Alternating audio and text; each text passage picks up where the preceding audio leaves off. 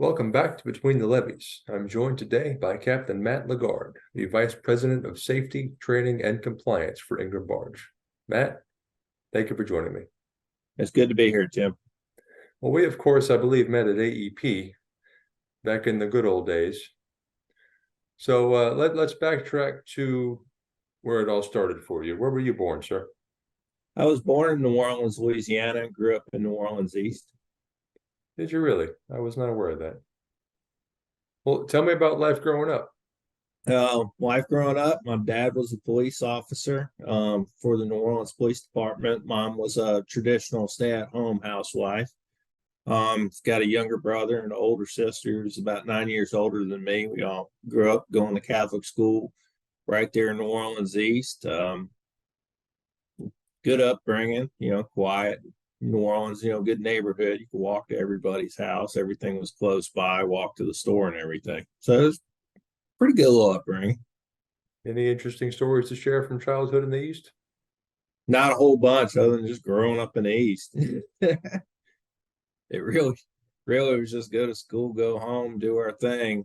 Tight knit little family. Had a little pool that just used to drive my dad nuts because he was always gone, working regular police shifts and working details. So he wasn't, he was gone all the time. And coming home at all odd hours of the night. But great little house, a lot of tight friends down there. It's a good little spot. Were you drawn to anything in school growing up? Um, Mathematics and science were really my passion. Really, I was an A student. I got pretty good grades in school. In grade school, not a whole bunch. Just like playing with Legos and Star Wars stuff and all that good. All the stuff kids did in the early '80s. What about high school? High school, right when I started high school, we moved from my dad had retired from the New Orleans Police Department, went to work for a drilling company offshore, and we moved at that point. So I jumped from eighth grade going to school, private school in New Orleans, and started public school in Mississippi in ninth grade. So we made that jump just to the North Shore. There were a bunch of retired New Orleans police officers that lived in the same little neighborhood that we moved into. And that was kind of a shock starting school up here. Small school down there, accelerated classes. All my friends were walking distance. And going to a public school up here, it wasn't much bigger. Than the private school was down there, but they were about a year or two behind on class work. So all the stuff I was taking in ninth grade, I had in like sixth or seventh grade, the private school system. Didn't have a lot of friends, couldn't really walk anywhere up here. Neighborhood was kind of cool because it's a gated neighborhood. There's a little beach and a swimming pool not too far from the house. So a lot of the kids just kind of hung out there, but it was definitely a shock coming up here. It's your dad just didn't like being home, huh? From police officer to offshore. What Well, did he do offshore? when he was on the New Orleans Police Department, he was a paramedic at one point for the New Orleans Police Department. Then he was on motorcycles for a little while.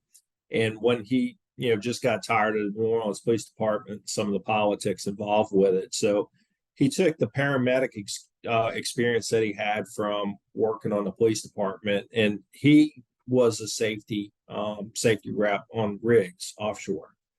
So it's kind of funny, almost kind of the same thing I'm doing now is what he was doing offshore. Originally started with Otico offshore drilling, I want to say in '85. And then he moved over. Otico was bought out and he went to work for Diamond offshore drilling. But when he went to work for Diamond, he ended up working overseas. So he was working off the coast of Africa, North Sea, that type of stuff, where he was gone about 28 days at a time. So he went from the 14-day hitches that he was working in the Gulf to the long hitches that he was working overseas. Is that what drew you toward the maritime industry? No, actually, coming up through high school, I was always really interested in car stereos and audio systems and cars, and started going to college. Money was always a struggle with one working parent, so it was just one of those things. Three kids coming up through private schools, so anything we wanted, we had to work for. And I had scholarships to junior college up out of Poplarville, and I elected to go there because it was closer to home. It would have been more affordable.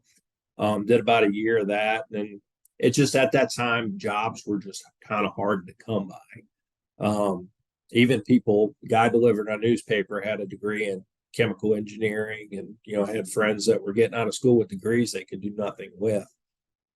So I ended up just kind of working.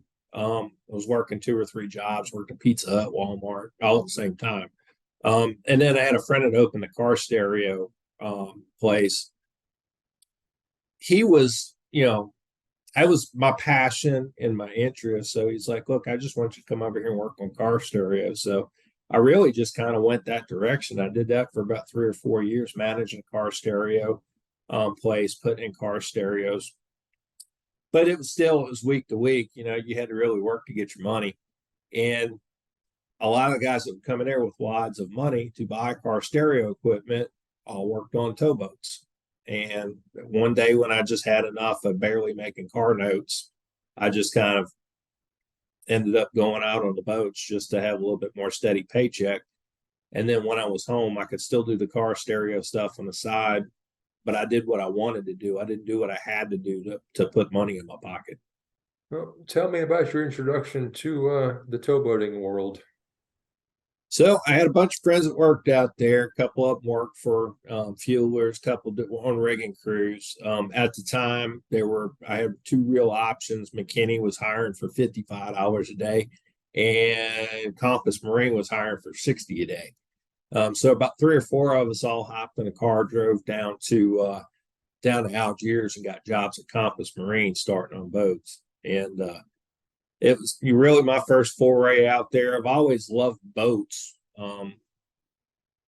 And I did, at a period in time between leaving the car stereo business and getting a job on a boat, a friend of mine hooked me up with this old guy that was bringing a Grand Banks yacht down the Tombigbee River.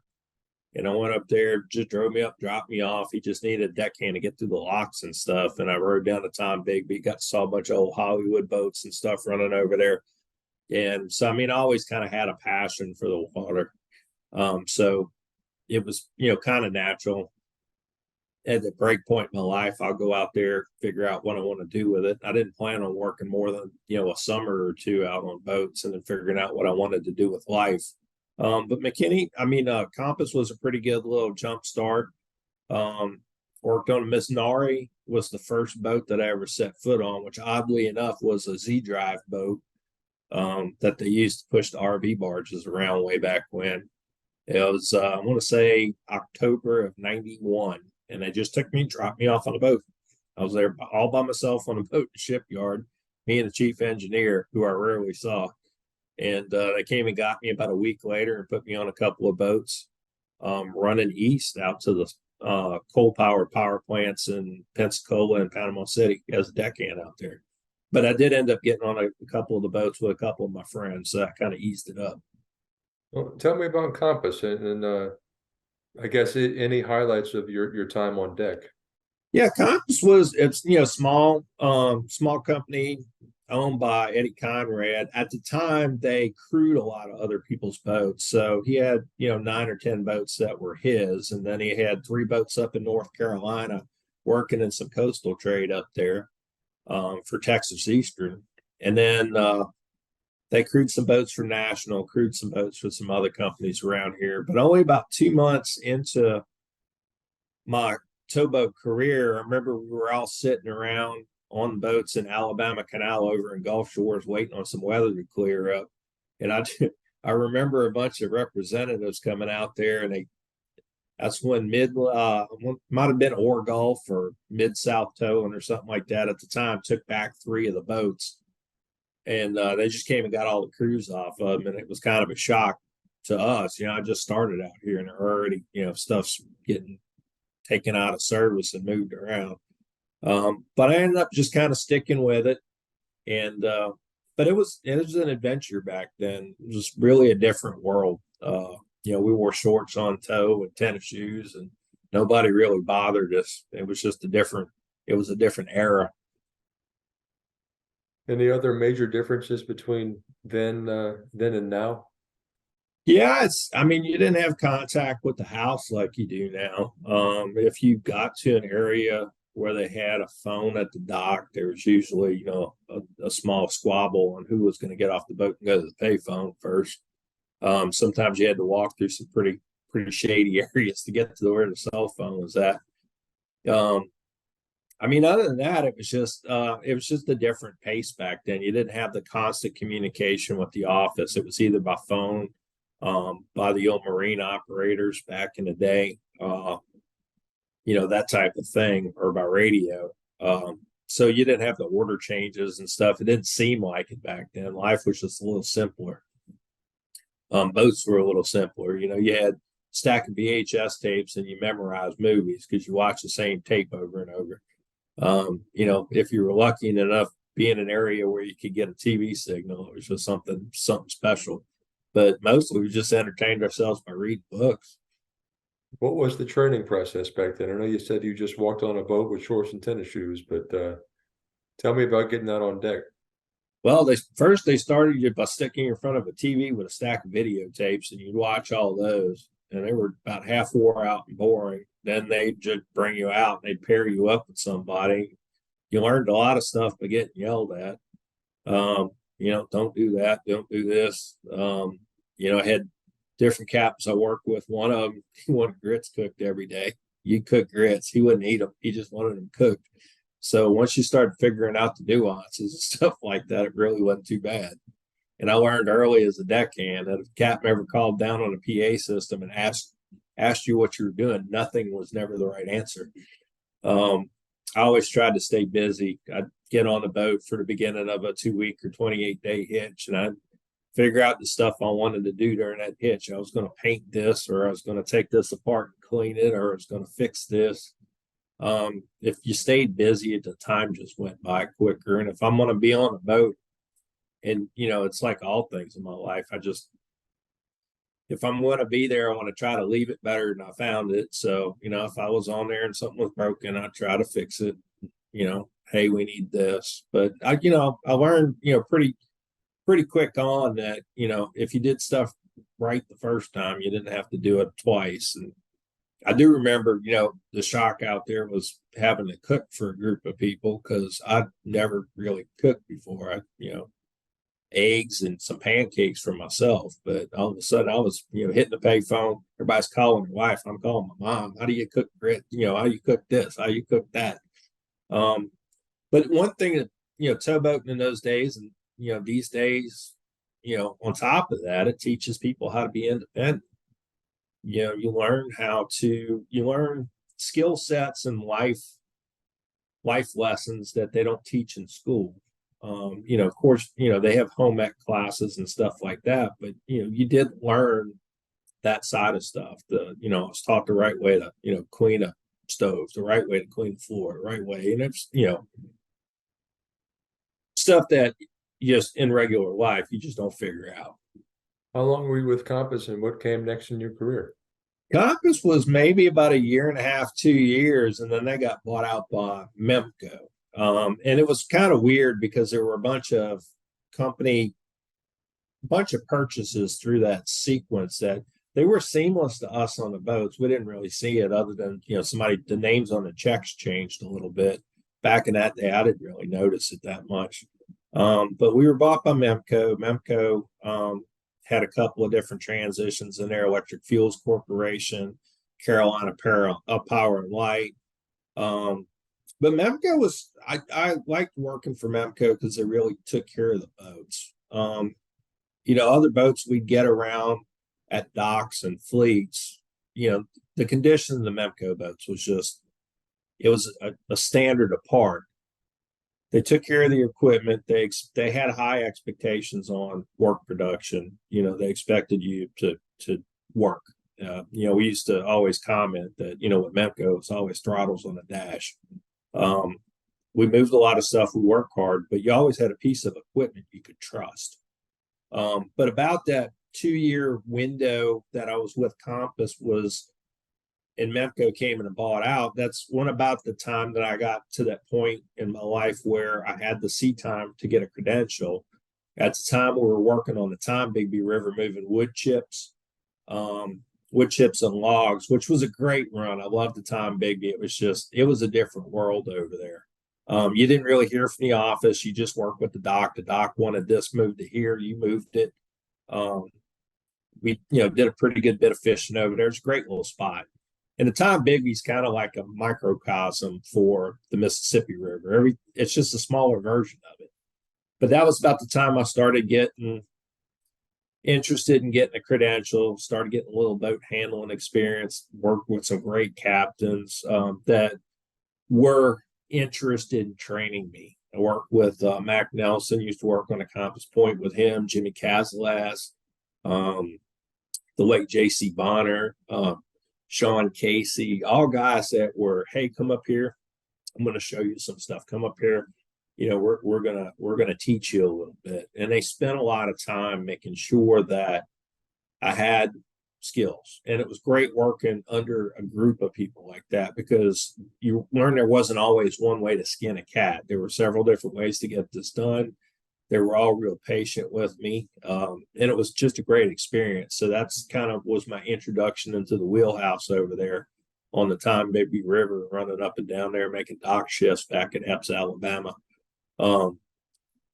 Great experience, and you had a great opportunity. And there were three of us that all got our credentials right up at the same time, and they got us in the wheelhouse. Back then, it was a second class pilot's license or second class operator's license, operator of uninspected towing vessel, which is equivalent to the mate pilot license that's out today. Didn't have a towar, you just had to pass the test. Then legally you could run a boat, whether you were trained or not. But luckily we had a company that wanted to train us. Before we get too far into your wheelhouse career, do any especially memorable stories come to mind from your time before the wheelhouse? All kinds of stuff. Working with log barges over there was always some crazy stuff going on over there, snakes and raccoons. And I found a baby raccoon on a boat one time, and we had it in milk crate. And I remember safety guy Ed Chandler came out to the boat. He walks on the boat, he turned the corner, it had a milk crate back there with a baby raccoon on it. He just kind of looked at me. It's like, that's not supposed to be on here. I was like, I couldn't just leave it, I had to do something with it. And he actually went to the store and got a bunch of little milk bottles for the thing, and brought it back. So we tried to nurse it back to health, but it was a little too young to make it. But it was always an adventure with that type of stuff. And log barges, logs are the last thing they put in the barge before it becomes a spar barge or goes to the scrap yard. So every time we went to pick one of these barges up, it was always an adventure. And you go out there to pick a barge up and it'd be checking wing tanks. And I remember opening a wing tank one time. There was a fish in there about 18 inches long, just sitting right there at the top of the tank looking at me. I was like, I don't think we're going to pump that one. And you just put the lid back on it. And then there was another one. We made a trip all the way back from Scottsboro, Alabama on the Tennessee River, all the way back to the log yard down there at Epps, Alabama. And as soon as we tied the barge up, all the logs just rolled off the top of the barge. It was like, man, it's a good thing we weren't standing out there. Just fun stuff like that. They sent us up to Crossett, Arkansas, the Washita River one time. And it took us, we went up there, two barges loaded with chipped up rubber tires, and they were trying to unload them at a dock up there with a 2-yard bucket. And it took us 2 weeks. Every time they go to drop that bucket, the barge would hit that rubber and just bounce right out. So, I mean, it was a slow process. But it was interesting. Just we used to run up rivers that you never really, I didn't know boats could go up there. Lockmen were happy to see us. You'd be out there tying a lock line. They'd be showing you pictures of fish they caught out there that week. It was an adventure. But one really, really cold winter and one really, really hot summer was enough to convince me I didn't want to be on deck. Well, tell me about your first time at the Sticks. First time at the Sticks. I remember it was a pretty short boat, pretty tall boat. It's only about 60 feet long. And I remember we were down in the Escatawpa River down there in or Escambia River in Pensacola. And the captain he called me up there. He said, I want you to do this. He said, I want you to back this boat backwards up this river for at least a mile. And I flipped that boat around, just spun it. I don't know how many times, but he sat there and just worked with me until I got it done, and it just kind of escalated from there. On getting boat handling, down pat. By the time I got cut loose in the wheelhouse, I'd already had a pretty good bit of just stick time as a deck time. But I will tell you, and tell everybody that, I worked hard as a deckhand. I worked swing watches and did everything else, tow work. I've never been as exhausted in my life as the first 2 hitches I ran solo in the wheelhouse. It's so mentally exhausting that, and I had guys I worked with that had pilot's license and just never went to the wheelhouse. And I didn't understand why you wouldn't go through the trouble of getting it and not make a career in the glass box up there with the air conditioning and the heater. But it was exhausting. It was really, really exhausting. And then as you build your confidence in yourself and you start to learn what you can do and what you shouldn't be doing. I mean, even looking back on the day, running some of the bridges the way we used to run them back then. I mean, I wouldn't do it now. I guess consequences weren't as far in everybody's mind now, but if you made a bridge and you went down through it and, you had 5 feet on each side, we were like, we're good. We didn't rub. Now looking back on it, it's just, some of the bridges have been replaced, like 14-mile railroad bridge down there north of Mobile. But it was definitely, eye-opening getting up there. And then all of a sudden you're responsible for people. And, it's not just you out there doing your thing and watching out for yourself. Now you're responsible for everybody that's walking around out there. And it really taught me to really slow down and think about what everybody, but one of the most important things I've ever had anybody say when I was training was, it was Jimmy Casalas. In fact, he was, don't ever forget where you came from. And that stuck with me. Well, fill me in, I guess, in whatever detail you can about standing watch. What was so exhausting, or what is so exhausting about that? It's one of the things that, we did in, like Siemens Church used to do at the simulator used to do a thing where they keep a little counter, and every time you picked up a mic and keyed it, every time you reached over for something, every time you did something, they would hit that little counter. And in a 10 or 15-minute simulation, they'd look at the little counter to you're done with it. Every time you picked up that mic and had a conversation, every time you answered the cell phone, every time you touched the throttle, every time you moved the stick, every time you touched the button on the dash, it's a decision. And then when they pick that number up and show it to you, you realize how many decisions you made 10, 15 minutes. Now those, situations can be a little elevated, but that doesn't mean, just going in a lock, meeting a bunch of yachts that are coming out of a lock, deciding whether or not you're going to run across the Mississippi Sound. Do I have time to make it across it? What's the weather going to be? Do I need to lay additional rig in? What do I need to do? It's all of that stuff. It's just the amount of decisions you have to make in a short period of time. All right. So you got into the wheelhouse with Memco, correct? Yeah, I was with Memco. They Metco, I think, is what they were calling it back then. Marine Equipment Transportation Company, which was the kind of the boat version of Memco. The small boats we operated out of Belle Chase, Louisiana. They were, I think we had 9 or 12 boats that were in that little mix down there. Where did your career take you next? From there, at some point, this is maybe late 90s, we started noticing that the small boats were disappearing. So we had 12, and then we had 10, and then we had 9, and then we had 8. And I started to realize one day I might not have a job if I don't figure something out. At that point, I made a phone call to one of the port captains in Cape Girardeau, was at the time was where Memco's ops office was. And I asked him, look, if I come train on the Ohio River boats, well, do I have a chance at that? And they said they'd give me a shot. So I was working a 28, 14-day hitch. It's the Miss Ashley Christine. And was the name of the boat at the time. Compass had it as the Abbey C. It was renamed as the Miss Ashley Christine, after one of Chris Parsons' daughters. In come full circle, I'm working for Ingram now. That boat's in my window. It's working over there in Houston. But I started noticing small boats. So we're working 28-day hitch, and then I'd get off the boat, I'd go home, repack a bag, drive up to Cape, and I'd go get on a 3600 on the Ohio River. And I did that for about 4 or 5 months and got posted up and trained on the 3600s, and then won a spot as a pilot up there on one of the 3600s. So they pulled me off the small boats, moved up there, and I don't think I was up there running my own watch, maybe 2-3 hitches, and I got a call from port captain. And he said, "Look, I'm going to come get you off the boat, when y'all get down to Fort Massac in Paducah." And it was late. I mean, it was like late at night. And I was like, "Why are you coming to get me in the middle of the night?"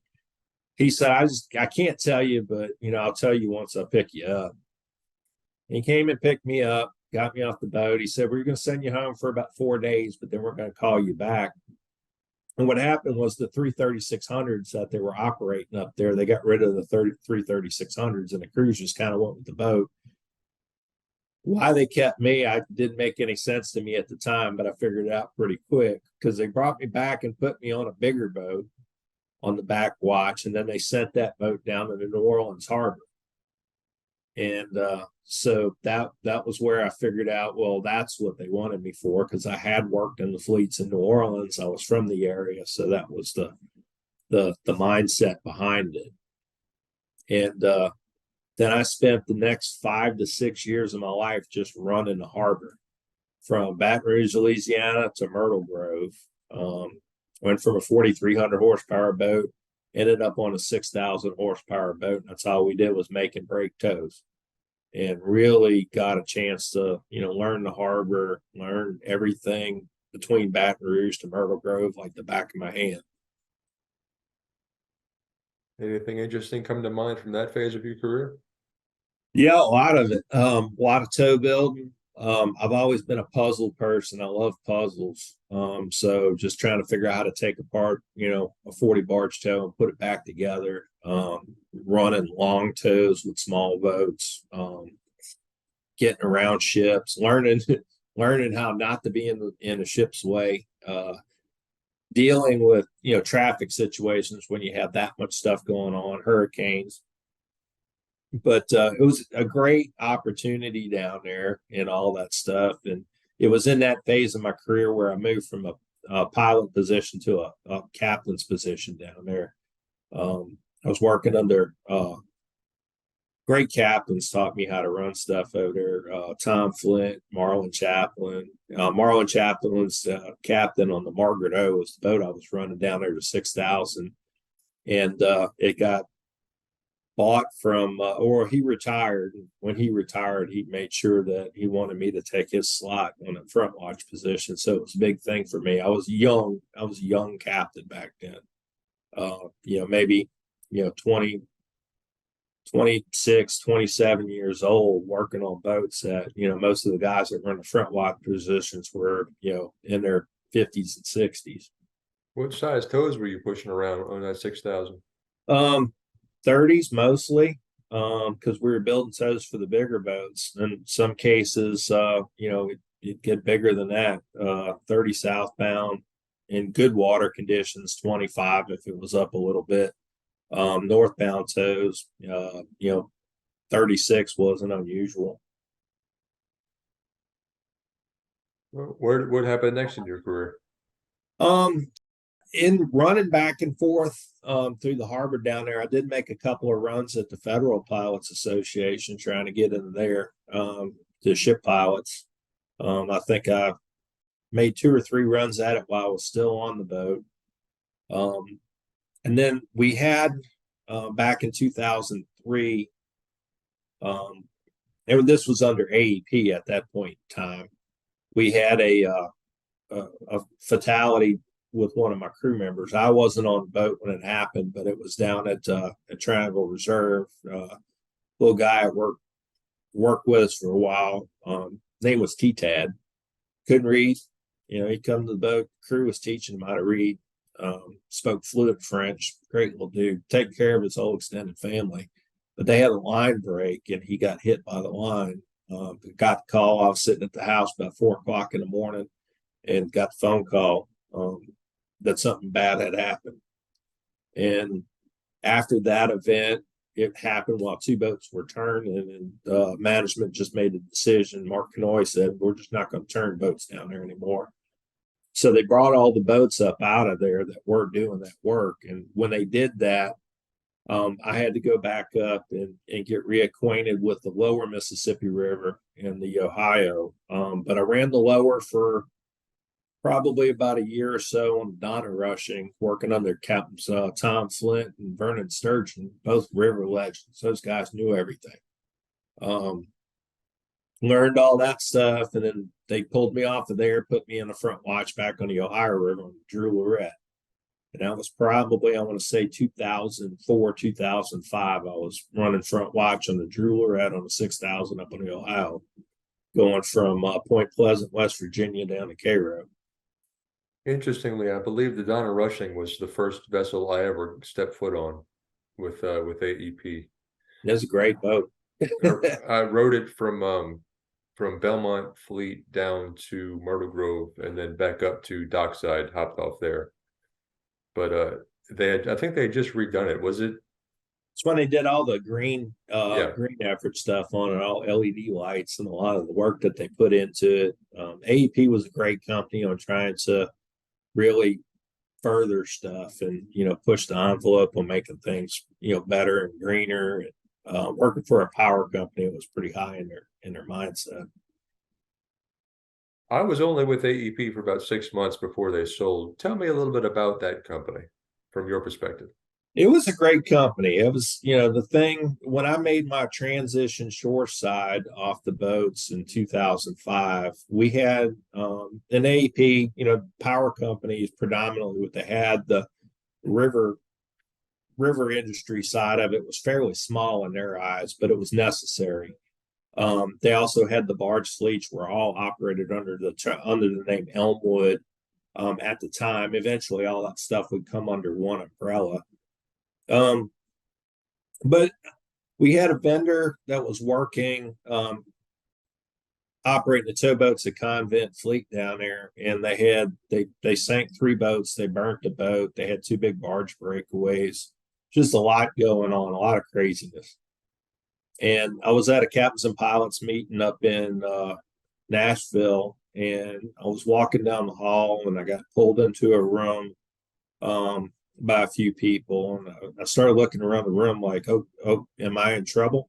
But it was Mark Canoy and Keith Darlin, John Byer, and a few others. And they explained to me what the problem was going on down there at Convent. And they knew I had experience running tugs and small boats in the harbor. They knew I had experience running the line haul down in that area. They knew I'd worked in and around that type of operation. So they asked me and John Byer and a few others to go down there and try to figure out what was going on, get a wrap on it, and try to get things calmed down. And I was real nervous after, getting all the way to that point, getting on the boats in the wheelhouse. I was nervous about getting off the boats. I was operating 6,000s. I had a goal in my mind. In fact, Bruce Darst with AEP caught me at a meeting. I want to say it was in Louisville, Kentucky. He asked me, so what do you want to do with your career? I said, well, I want to get on a 6,000, get on a 8,000, eventually get on a 10,000 and just, operate the biggest boat there is. And then, eventually get a shore position. And he was there at that meeting 1 year later, and he was just sitting there in the corner, and he's just like, we're going to skip a step. We're not going to wait for you to get to them big boats. We want you to go ahead and come in the office now.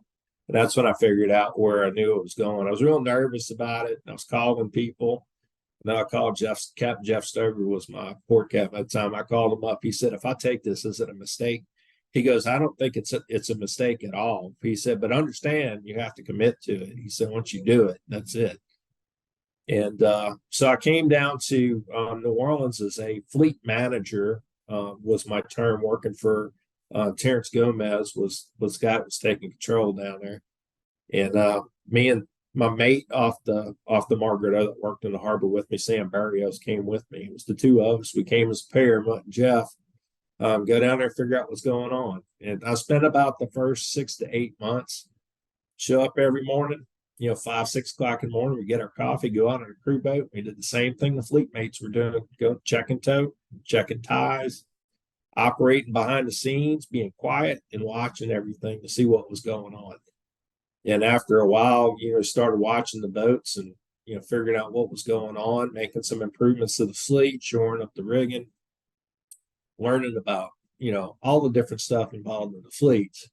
So that was a pretty eye-opening, point in time where you learned a whole new aspect of what was going on. And I was probably the first person in the entire company to get a BlackBerry when it came out. Because Mark and I was like, we don't want you stuck behind a computer. We're going to give you this neat little device that you can type on. Okay.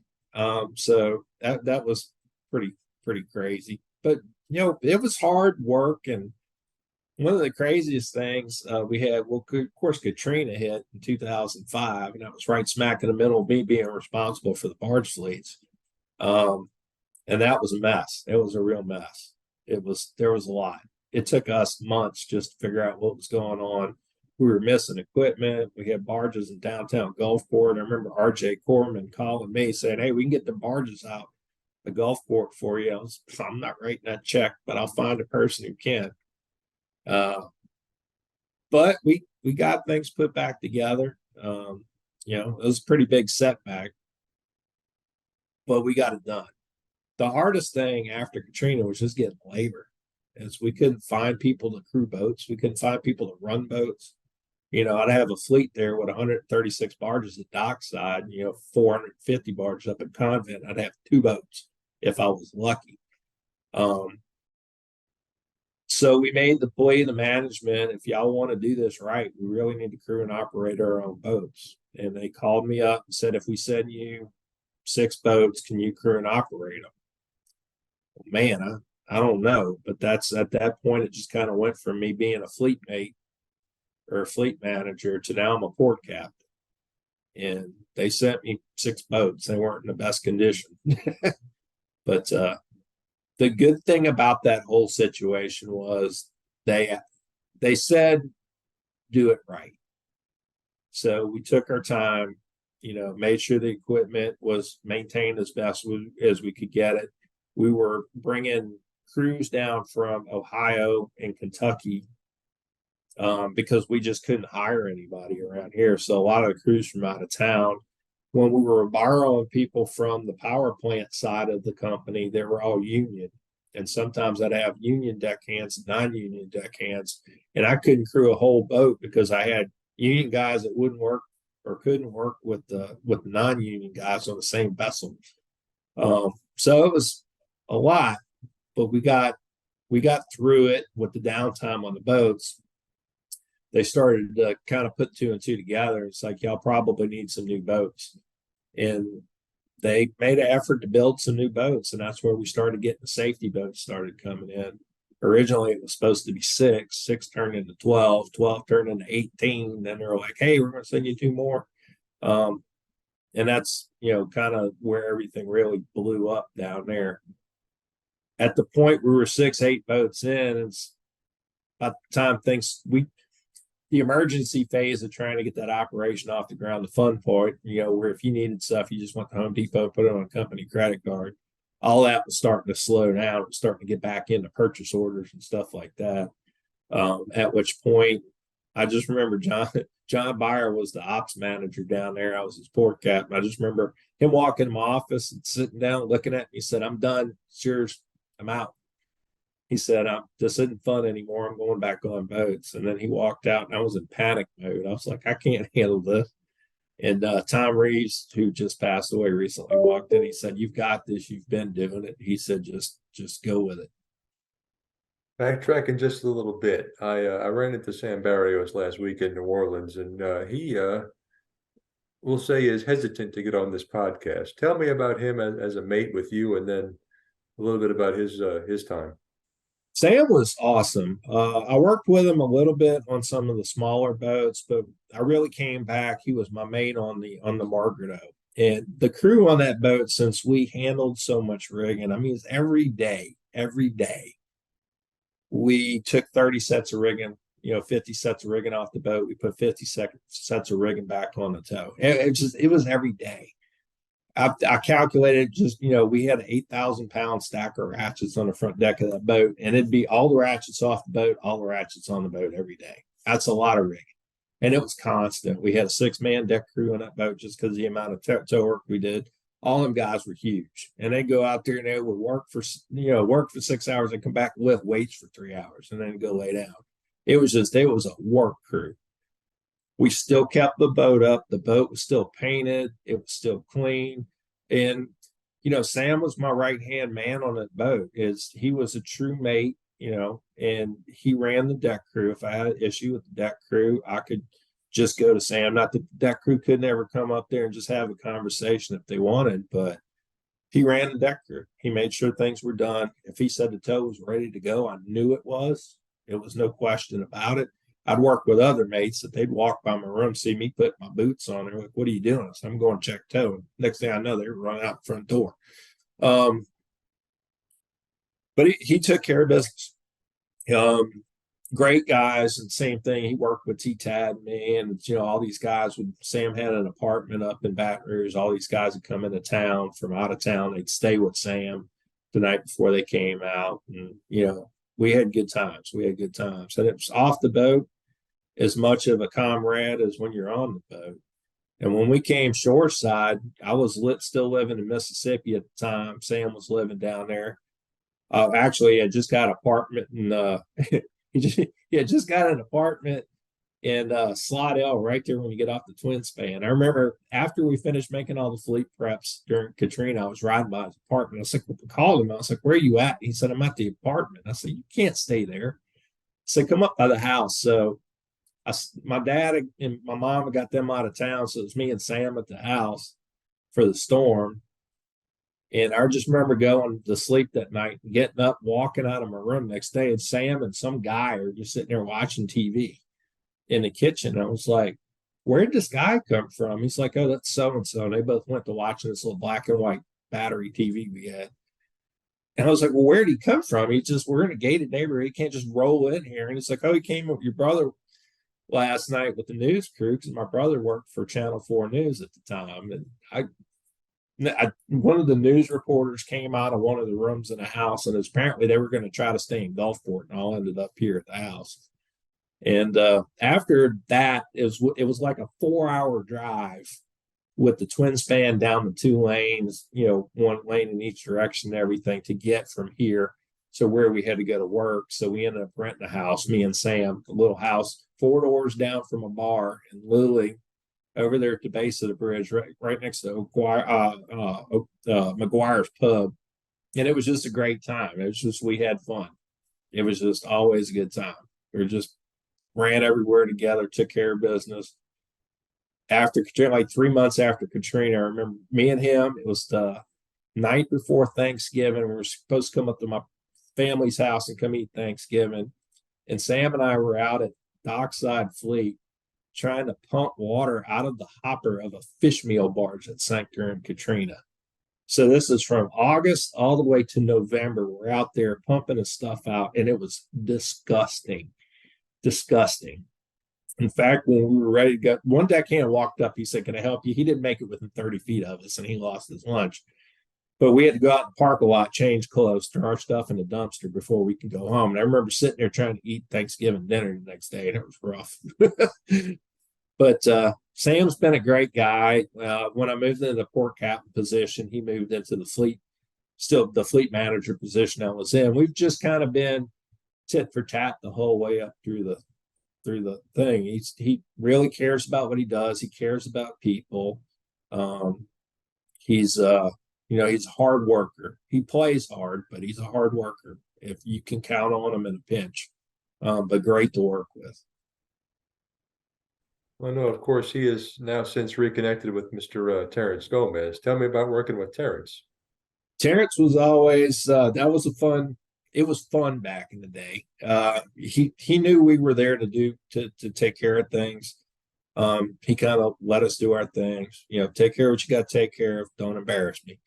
Um, and I, it was just, it was good working for him. In fact, the little house Sam and I were renting in Luling was owned by Terrence's mom, and Terrence lived about 4 blocks away, so it wasn't anything for us to go stay with Terrence. In fact, during the aftermath of Katrina, we stayed at Terrence's house until we got the little house rented over there. But it was like, his wife Wendy'd always take care of us. She'd go buy us socks and stuff, make sure we had everything we needed, make sure we were fed in the evening. So, but Terrence was it was just great working with him. There's no nonsense. This needs to be done. This is what we're going to do. One of those managers that makes decisions. What do you want to do with this? Well, let's do this. Okay. That's easy enough for me. It's tough for me when people won't make decisions. At some point, somebody just has to call the ball. What do you want? And we'll get it done. But great to work with. Lenient, took care of us. Just great all around guy.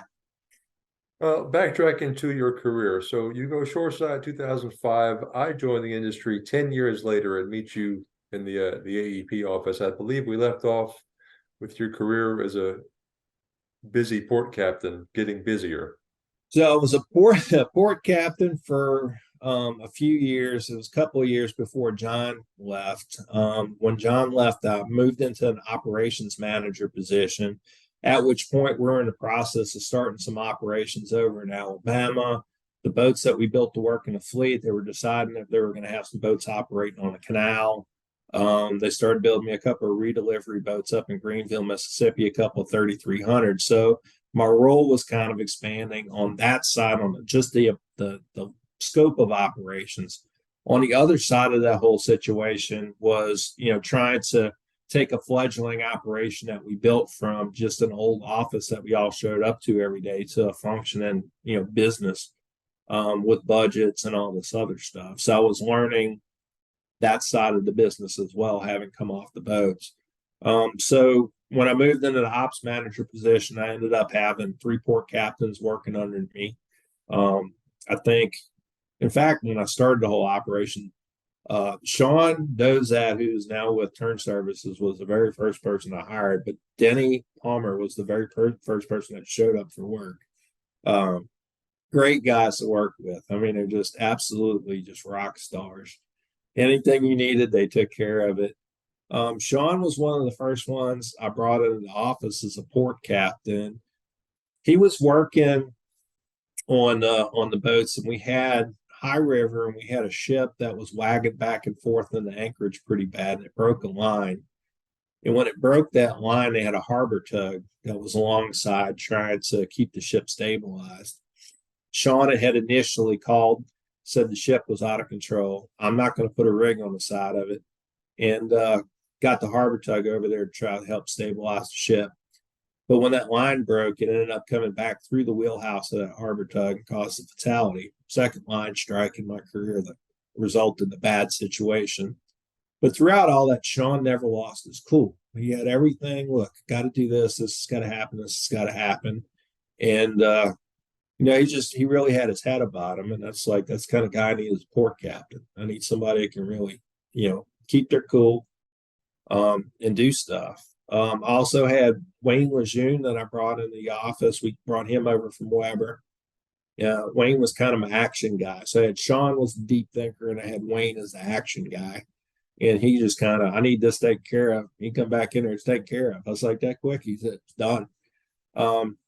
So, and he had a lot of experience, so we brought in there. And then after a little while, brought Mark Murphy came in, and he was my third port cap I brought in there. Mark was my dreamer. He's like, we want to start a recycling program. I was like, you go do that. And he made it happen. He would pioneer a lot of stuff, get a lot of stuff off the ground that, we just didn't have the energy or it's hard to see, just couldn't just wait out the amount of time it took to get anything like that started. But he made it happen. And, so he had a group of boats. Sean had a group boats, and Wayne had a group of boats, and I was more operation manager, where take care of budgets, more overseeing stuff, learning more about the business side of the business. So it was just a big operation, but it went from 6 boats to 23 boats in a dorm room that slept 80 people, and taking care of all that stuff. It was just a lot. Did that for about 4 years.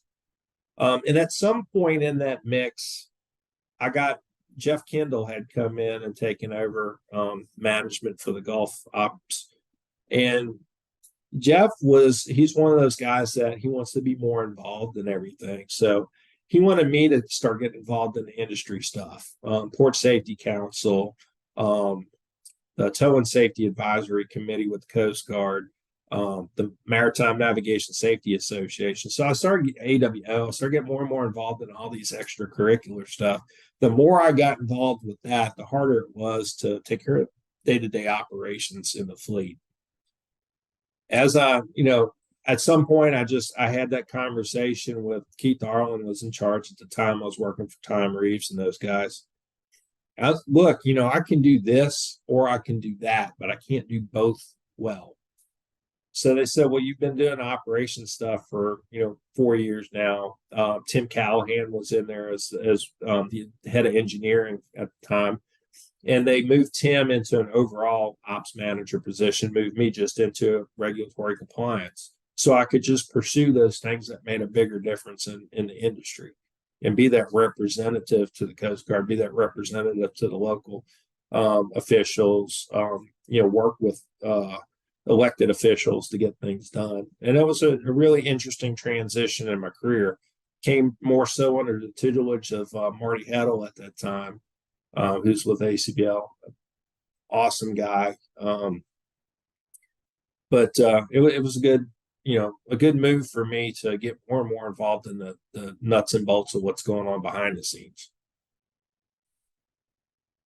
Let's keep walking through your career. I know, of course, you end up at Ingram at some point. Well, it's so I moved into I was the director of regulatory compliance over there. That's when we also started tank barge stuff. So that was a crash course for me. I never dealt with tank barges before. I had to build the tank barge program from the ground up over there at AEP. So that was all in that 2-year window. At which point, ACBL purchased AEP's the bulk of the assets, not all of it, but most of it, around 2015 or so. So I made that move over to ACBL for a couple of years, which a lot of the folks that we had worked with at AEP still just moved in and just kind of meshed the two companies up together. We had been through kind of a collision of two entities when the Memco side of the house was purchased by AEP in 2001, and tried to mesh those two things together. Just kind of going through the same thing again with AEP. Meshing with ACBL. Ended up I was working for Jerry Torok at the new ACBL, still director of regulatory compliance. So still essentially doing the same things I was doing at AEP, just doing it for ACBL now. It did help out a little bit because somewhere in the midst of all that AEP stuff on the back end, with all the dedication of working in the fleets and working on the boats and all the travel, my marriage kind of fell apart. Moved back to Mississippi in the middle, right on the back end of the AEP stuff. She said, I was trying to keep the marriage together. She said if she'd be closer to home, that it'd probably be a little better off. I had a 5-year-old, 6-year-old at the time, trying to, make sure that didn't come apart. So I moved back to Mississippi, and I was just coming to the office 2 days a week, and then pretty much telecommuting the rest of the time. Fine. I spent most of my time doing stuff on video calls, or not video calls at the time, but conference calls with people that were in other states anyway, even when I did go in the office. So I was kind of one of the pioneer work from home type people. But when ACBL bought us, they had an office in Harahan, so it was even closer. So instead of 2.5-hour drive, 2-hour drive from Mississippi to Convent, now I'm down to about an hour drive down to Harahan. So that worked out pretty good. And before I left, before ACBL bought AEP, Jeff Kendall had left AEP to go work with Mark Kanoy, who had left to go over to ACBL. So Mark Kanoy, Jeff Kendall, Paul Tobin, all the upper management at AEP at some point had left to go over to ACBL anyway. So I ended up working right back for the same people I was working for. So there was a lot of familiarity in that. But I was part of the ACBL stuff, working for Jerry Torok, still working day in and day out with Jeff Kendall. Got to meet some of the other guys I worked with, Patrick Smith, who's their director of regulatory compliance over there now. There was a lot of nerves when we first started meshing all these people together on, how's this person going to fit with this person? But everybody over there we really hit it off with. Me and Pat are still real good friends. In fact, I had dinner with him Tuesday night down in New Orleans. He was over for the NTSAC meet. We still talk, at least once a month. The problems throughout the industry are the problems without the throughout the industry. So, everybody that is involved in the type of work that we do is we have things to talk about. Well, then the jump to Ingram, right? So I was over at ACBL for 2 years, and loved working for ACBL. A lot of opportunity over there. Could have stayed over there 10 more years. Ingram was looking for somebody to come over and help them with their tank barge stuff, help them with the compliance side of the house. And it just kind of seemed like an opportunity to make a change. ACBL was owned by investment firms. Ingram was privately owned. It's family-owned business. As big as it is, it's family-owned. And they still had some benefits that I was after, coming out the backside of the divorce. So it just seemed like a good opportunity, coming out of the divorce, making a jump over to Ingram and just kind of starting fresh, you know what I mean? So that was kind of the move over. And the agreement was I get to keep the same kind of telework type thing I was doing before. So, well, walk me through your time with Ingram. I think you when did you join up with them? Came over to Ingram, I want to say it was 18, April of 18, and 5 years ago, 5.5 years ago. So when I first came over, they were looking for a regulatory compliance manager. And when I started talking to him, Davo called me up and said, we really want to get you in over here for something else.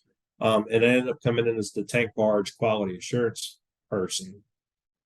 The intent was to try to formalize a lot of the tank barge operations, make the operation more attractive to the oil company customers, the OCIMF customers. A lot of the devil is in the detail with working with liquid customers and policy and procedures the way they're written. And since we had a lot of experience coming up through that with building the tank barge program out over at AEP, that was one of the things I came in on. The other thing too is to really establish a vendor vetting program and vetting criteria for all the people that handle all the tank barges. So that was kind of my first couple of years, or first year or so over at Ingram. With all that stuff, again, goes back to the regulatory compliance. If you don't have solid policies, procedures, you don't have solid safety stats, then you don't have liquid customer business. So by nature of what I was doing with the tank barges, it was so ingrained in with the safety, training, compliance portion of it that eventually it just all kind of meshed up into that. And they kind of squished all that into one thing, brought me in, just kind of started giving me an opportunity to come in, look at what needed to be done, restructure the department into very, focused work areas. So credentialing got eventually moved under me with Mike Morris. The training side of the house, the compliance side of the house, the vetting side of the house, and the safety. So all those different aspects all really feed back into putting stuff together for liquid customers. What I tell everybody, when it comes to that portion of it, as barge companies, we produce two things. We produce freight, moving cargo from point A to point B, and we produce a set of statistics. We have to sell both of those. We have to sell the statistics. We have to sell the freight. Both of those have to be attractive to customers. If you don't have both of them, you don't have either. So that's what I've really been focused on the last 4 years or so since I've been over all of the safety training and compliance over here. Well, it's just about the hour here, sir. So one more question. I think we can wrap this one up. Aside from the obvious, what has this industry meant to you in your life? It's shown me that there's opportunity everywhere if you want it. One of the beauties of this industry is it's not just boats. A lot of people tend to focus on the boats, but there's so many shoreside opportunities, so many support roles, whether it's radio technicians or AC technicians or mechanics or people that sell us equipment. There's so many opportunities. It's not just the boat. There's so much stuff attached to that whole process that there's opportunity everywhere. All you have to do is want to work and want to do stuff. The companies care. It's, over the last 30 years, I've seen more care put into the towing industry and trying to make it safer, trying to make it more respectable. Airlines is the only other thing I know that's close to it. I know the, trucking and train have some efforts in, but just a level of support that you have in doing things right over here from the Coast Guard, from, everybody. It's just great. And, the amount of the other thing that really makes it easy to expand your career is getting involved in the extracurricular activities. Said Maritime Navigation Safety Association, I've been president of for, I want to say 11 years, been involved with it since 2009. It's a group of 12 individuals that meet monthly that just kind of help the Coast Guard and the Corps Engineer make determinations on whether a dock should be built, how should a bridge be put in, any navigation concern from Baton Rouge to the mouth of the river. There's always 6 deep draft interest in there, always 6 shallow draft. The board's always even. But I've got an equal voice with representatives from all 4 of the Ship Pilots Association. They don't look down on us because we're towing vessels. We're all equals in that arena.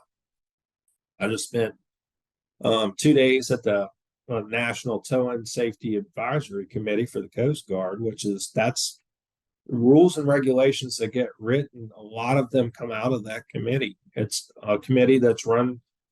Coast Guard owns it per se. Congress mandates it. You get an appointment to the committee by the Secretary of Homeland Security to offer official opinions into the Coast Guard. Hey, we think things should be done this way. AWO meetings, Marine Compliance Alliance. They have working groups where you go in, take your river experience, take your shoreside experience, go in there and offer opinions and help trying to craft things and make things better, make things safer. You get to participate in how the industry develops. It's not a bunch of stuff that's just run by people somewhere else. It's our industry. They're our companies. They're our safety management systems, and we get to craft them as we want. Doesn't matter what position you're in, your input matters. And all I could stress to anybody is get involved. Most of these meetings are posted out there. If you work for an AWO member company, it doesn't cost anything to attend a meeting. NTSB meetings, the TSAC meetings are all open to the general public. All you have to do is come to them. Sign up for the public register for notifications, check the websites. There's a lot going on and a lot of opportunity for everybody. Anything else to share before we wrap this up? I don't think so. It's just, it's been a great career. A lot of opportunity. I've had, the ability to see a lot of people come up, through the ranks and move into good positions. It's a great place to make a living. I remember when I first started running boats, my brother and his wife, who both have 4-year degrees from a university, were both mad at me because I was making more money than both of them.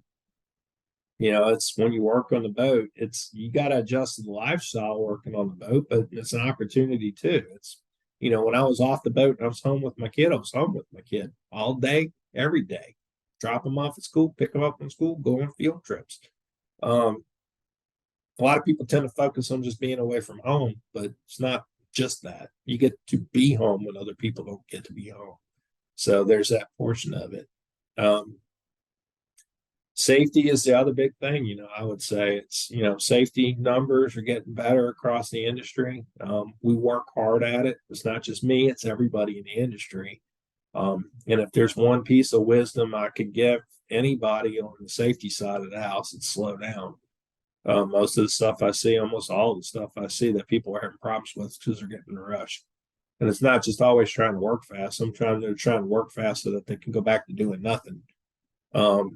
National Safety Council meeting a couple of years ago, and they brought that up at that. It's like if everybody just took 30 seconds, and it not just on towing vessels, but it's working on the car, at the house. If you're going to put a car in jack stands before you crawl under it, take 30 seconds and walk around. Make sure everything's like it's supposed to be. Before you cut your grass, take 30 seconds, look at the lawnmower, make sure everything's like it's supposed to be, make sure everything's picked up. It's just taking that time. And if I could get everybody in the interest of being, a safety professional, just to slow down, that'd be the number one thing I'd ask for. Efficiency isn't speed. In the fire service, they say, slow is smooth and smooth is fast. And that's the trick. Well, Matt, I think that's as good a place to stop as any. I do appreciate your time this evening. No problem. There's probably 1,000 things I left out, but there's just a lot in there too. Maybe we'll do it again someday. Thanks again. Sounds good. Sounds good. Appreciate it. This has been a production of Yacht Studios, LLC.